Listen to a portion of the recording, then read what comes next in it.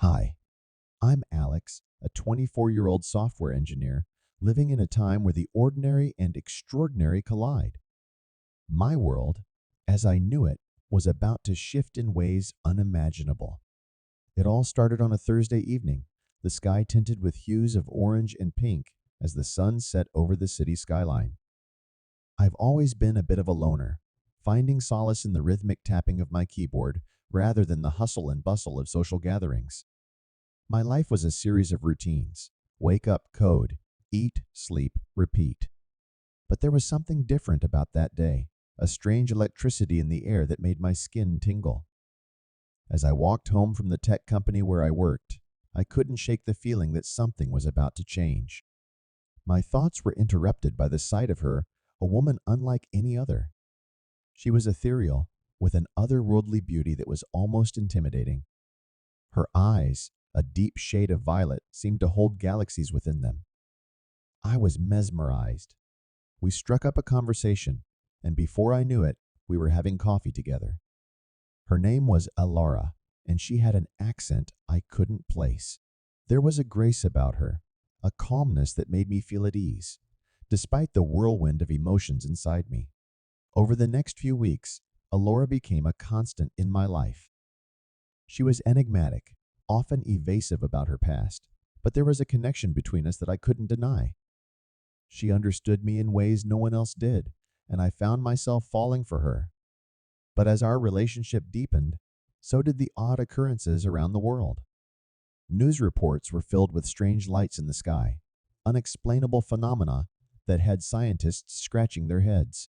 I tried to ignore it, focusing instead on my work and Alora. Then came the night that changed everything. Alora and I were walking along the river, the city lights reflecting on the water, when the sky lit up. It wasn't the gentle glow of stars or the moon, but a harsh, artificial light that seemed to pulsate.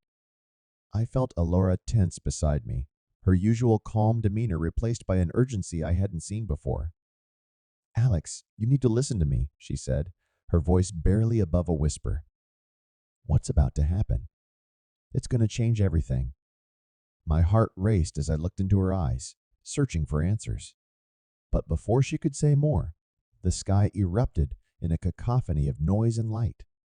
It was as if the stars themselves were at war, streaks of light crisscrossing the heavens. Panic set in as people around us started to scream and run. I grabbed Alora's hand, not knowing what to do, but feeling the need to protect her, to keep her close. "What's happening?" I asked, my voice shaking. "It's them," she replied, her eyes filled with a sorrow that seemed centuries old. "They've found us." "Who's found us?" I pressed, my mind racing. "The others," she said.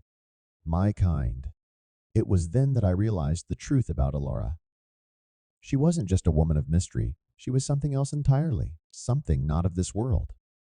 As the chaos around us grew, I knew that this was just the beginning. The world as I knew it was on the brink of something terrifying, and Alora, this alien woman I had grown to love, was at the center of it all.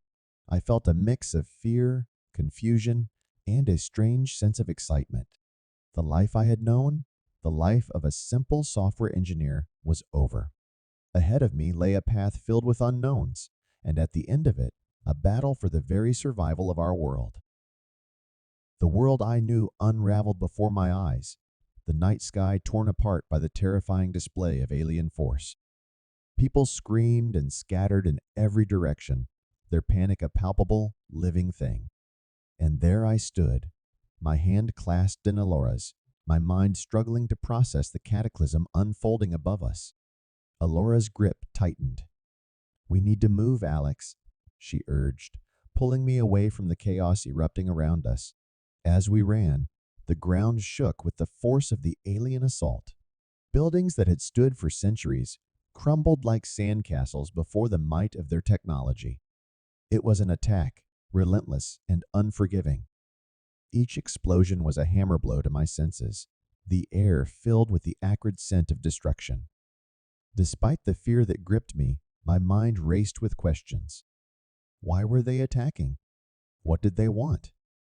And most importantly, how could Alora, so gentle and kind, belong to a species capable of such ruthless aggression?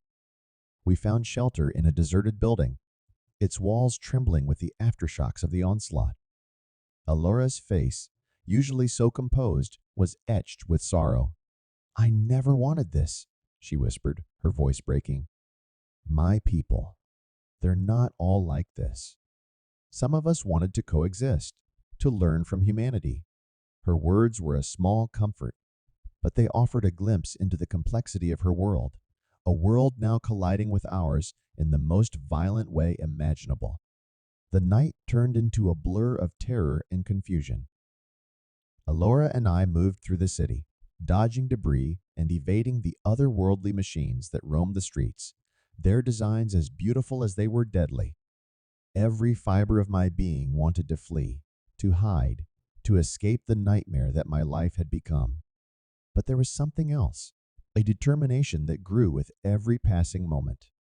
I was no soldier, no hero, but I couldn't stand by while my world was torn apart.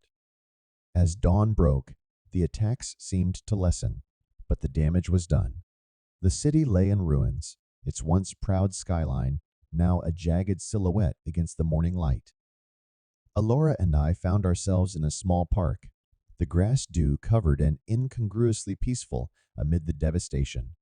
We sat in silence, the weight of what had happened pressing down on us like a physical force.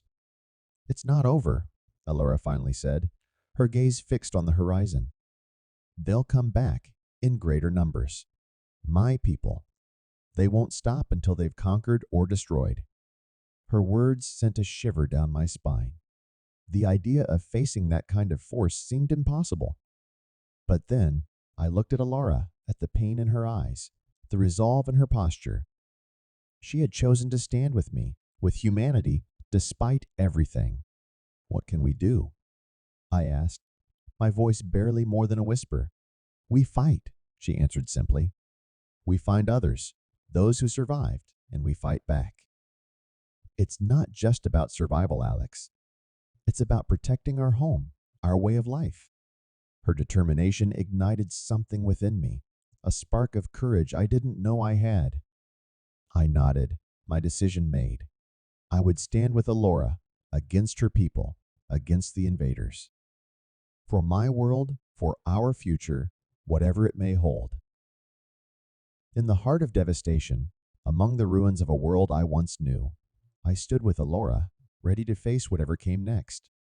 The once clear lines between ally and enemy had blurred, and I found myself fighting alongside an alien, against her own kind, for the sake of our planet. The days that followed were a testament to human resilience and the strength of unlikely bonds. Alora and I, along with a ragtag group of survivors, formed a resistance. We were a diverse bunch: teachers, doctors, engineers like myself, all united by a common goal.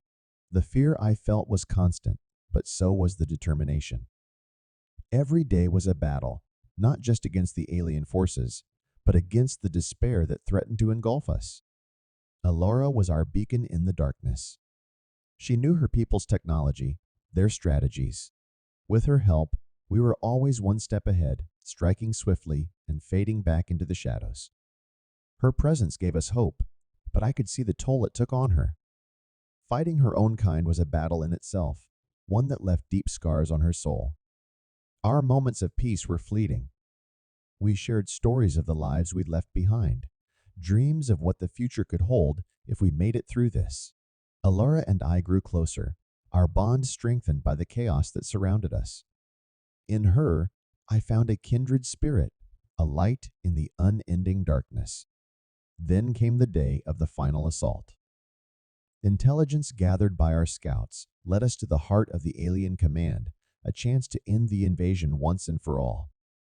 The plan was risky, the odds against us. But we had come too far to back down. As we prepared, Alora took my hand. "No matter what happens," she said, her violet eyes intense, "know that I am here because of you. You gave me something worth fighting for, a home." Her words filled me with a mix of fear and determination. I wasn't just fighting for myself or humanity, but for Alora, for the future we could have together. The battle was like nothing I had ever experienced. The air was filled with the sounds of gunfire and alien weaponry. The ground shook with each explosion. We fought with everything we had, pushing towards the enemy's stronghold. In the midst of the chaos, I lost sight of Alora. Panic set in, but I pushed forward, knowing that stopping meant death. Finally, we breached the command center, taking the alien leaders by surprise. The fighting was fierce, but we had the upper hand. Then I saw her Alora, battling one of her own, a towering figure armed with lethal weaponry. I rushed to her side, firing at the enemy, but it was too late. The alien struck a fatal blow, and Alora fell. I cradled her in my arms, tears blurring my vision. "You can't leave me," I pleaded, but her smile was sad, resigned. "Alex, you've already won," she whispered. "You've shown them, shown us, that there's a better way. My people will listen now. The fighting will stop." Her last breath was a gentle sigh, and then she was gone. The pain was overwhelming, a void that consumed everything else. In the aftermath, the alien forces withdrew. Alora's sacrifice had turned the tide. The world began to rebuild, slowly healing from the wounds of war. I returned to my work, but everything was different. I carried Elora's memory with me, a reminder of what we had fought for.